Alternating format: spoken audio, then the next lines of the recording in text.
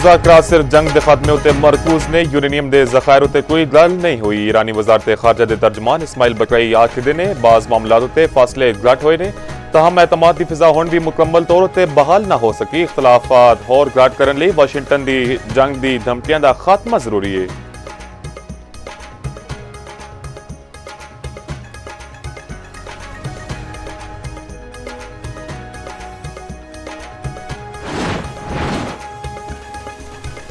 Iran नाल deal तो मुतालिक मस्बत इशारे मौजूद। पाकिस्तानी हुक्म अज तेहरान का दौरा करनगे। उम्मीद है इहदे नाल पेशरफ विच मदद लभेगी। अमरीकी वज़ीर खारजा मार्को रूबियो का कहना है अमरीकी सदर की तरजीह चंगा मुआहिदा करना है। मुआहिदा चंगा ना होया ते दीगर ऑप्शंस मौजूद ने।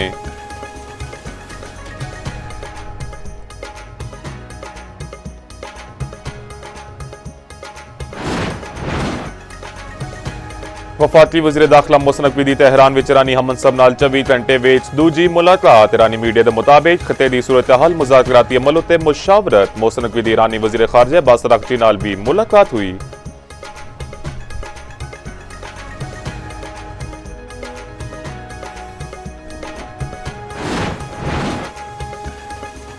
ਅਸੀਂ ईरान का अफजोदा यूरेनियम हासिल करांगे। यूरेनियम हासिल करने के बाद उन्होंने मुकम्मल तौर पर तबाह कर देवांगे। अमरीकी सदर डोनाल्ड ट्रंप का दावा आके ईरान को जोहरी हथियार बना नहीं दे सकते। जे ईरान ने जोहरी हथियार बना लिया तो ईरान मशरक़ वस्ता में जंग छेड़ देगा।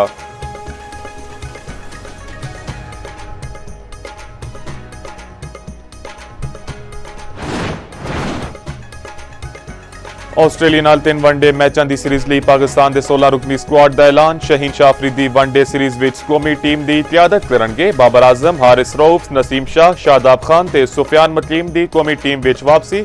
3 ਵਨਡੇ ਮੈਚਾਂ ਦੀ ਸੀਰੀਜ਼ 30 ਮਈ ਤੋਂ 4 ਜੂਨ ਤੱਕ ਰਾਵਲਪਿੰਡੀ ਤੇ ਲਾਹੌਰ ਵਿੱਚ ਖੇਡੀ ਜਾਏਗੀ।